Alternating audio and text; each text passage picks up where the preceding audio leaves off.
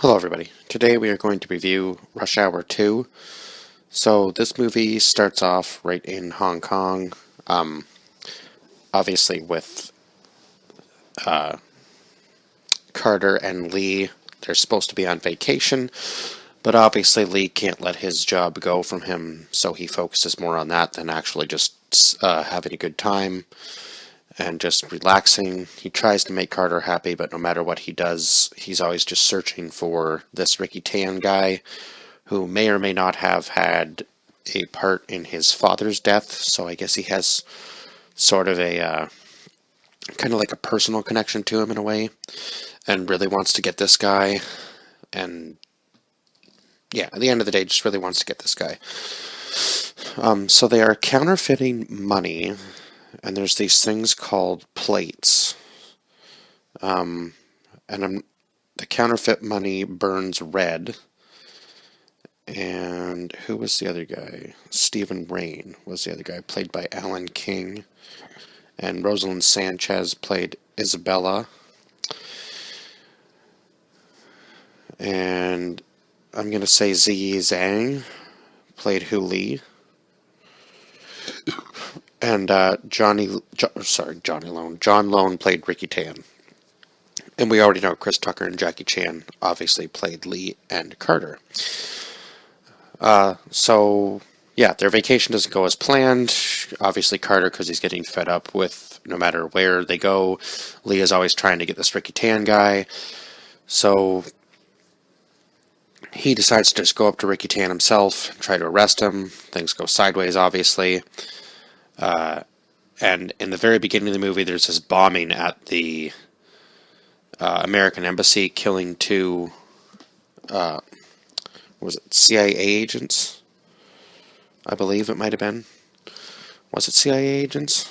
There's some sort of agents that were obviously in the American Embassy at the time of the bombing, and it killed them. So this woman, oh my god, sorry. I've been up all day, so apparently I'm tired, or getting tired. So anyhow, what was I saying there? Yeah, so there's this bombing, and then I believe there was a bombing at the. Was there a bombing at the. No. I guess it was just the embassy. There was also. I think there was a second bombing somewhere else, too. And then eventually, at the end of this movie, this girl just, like, blows herself up trying to kill Lee and Carter at the end. But anyhow, so Isabella comes into the story.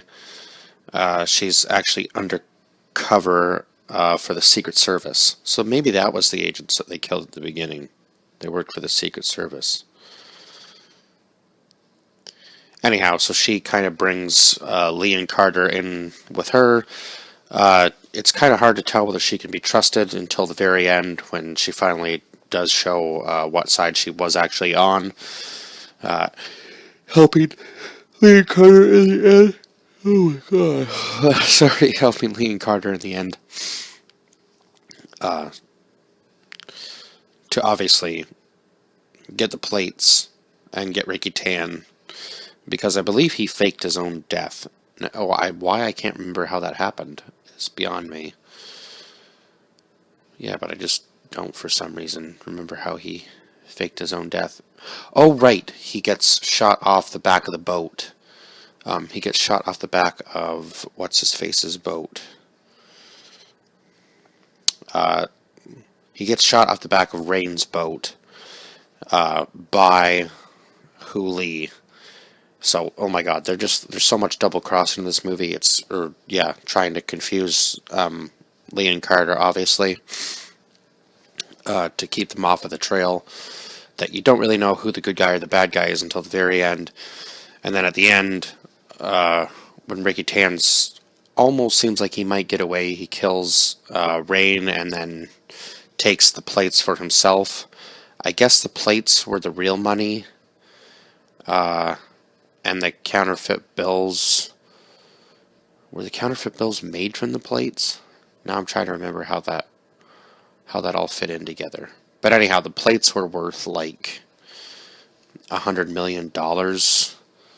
I believe, and the cash was just the. I'm trying to remember exactly how Isabella explained it, and I believe the cash was just to throw them off the trail of the plates.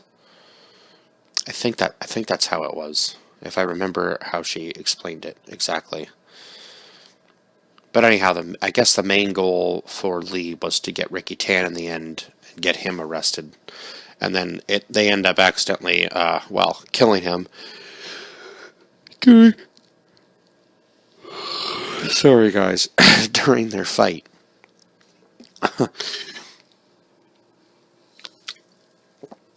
But anyhow, I think that's basically the whole story there. And then Ricky Tan obviously tries to get Jackie Chan, or Jesus, tries to get Lee to kill him, and ends up succeeding in that. Probably not in the way exactly he wanted to, because they kick him out of the window and right on top of a cab. um, yeah. So I guess maybe all the money in the casino was fake as well, because it seems like a lot of people end up getting this fake money because Carter goes to visit one of his friends who might know where the money trail is coming from, and they were on Rain's boat when the shooting took place the one time, and he just seemed like he wasn't even fazed by it. So I guess maybe they were supposed to. Obviously, him and Ricky Tan were supposed to be working together, but then at the end of the movie, you can see that Rain just wants all the money for himself, and so on and so forth. And then Ricky Tan takes it from him, but doesn't get away with it. So it's just, yeah, there was so many people at play here, and I guess it was kind of Ricky Tan's way of making it back into business. I'm not really sure what his whole business was, but yeah, I can't remember what his whole business was. I'm sorry, I'm really tired during this review, so if my memory isn't that great, I'm terribly sorry. But I did want to talk about the, obviously the chemistry between these two worked out really well, and the action scenes were a little bit better in the second one, especially the one where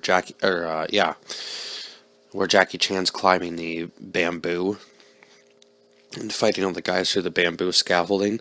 That scene was really cool and really well done. And also the fight scene in the massage parlor where Carter does go up to Ricky Tan and try to arrest him by himself, and then they end up getting in this huge fight. So at one point, Ricky Tan tries to basically say that he's the victim, and I believe that he tries to hire Carter and Lee as protection, right? And then that's why they're not sure whether they can trust Isabella, because they don't know which side she's on, whether near the end, whether she's with Ricky Tan actually, or whether she's actually working for the Secret Service. Yeah, that was the connection there. Okay, I'm glad I remembered that in my head. But yeah, the scene at the massage parlor, that scene was pretty crazy. And then the one scene at the end where Lee has to go in when they finally do go back to Vegas, where he goes into the back of the casino and is fighting those guys. Some of the stunts were just crazy there, like, because I know Jackie Chan does all his own stunts, and I'm not even sure how he fit through the one like hole. I guess maybe it'd be like the cash out area, possibly. Obviously, some sort of like little thing you would hand something to somebody through, and he just somehow like grabs and slides through it. It was pretty crazy, and it even shows it in the like the end credits where he's doing all his own stunts, and one time he gets stuck, and the other time he just ends up kicking the metal bar and falling backwards, and they're all like over there like, "Oh my God, are you okay?" And he goes, "Jackie Chan is always okay." So it was definitely there's some bloopers and some funny moments in this movie, obviously because it is supposed to be an action comedy movie, so that definitely helps. But other than that, I think that's about all I can say about this one.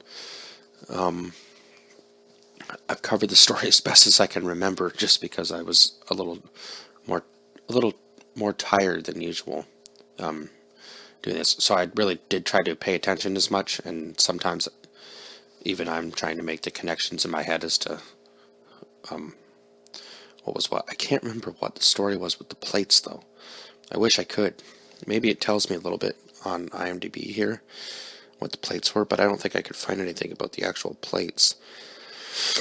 All it says on here is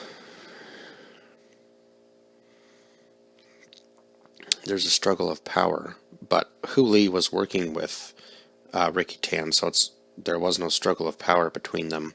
That was just all a farce. And then yeah, they go back to Vegas, obviously, because they're trying to track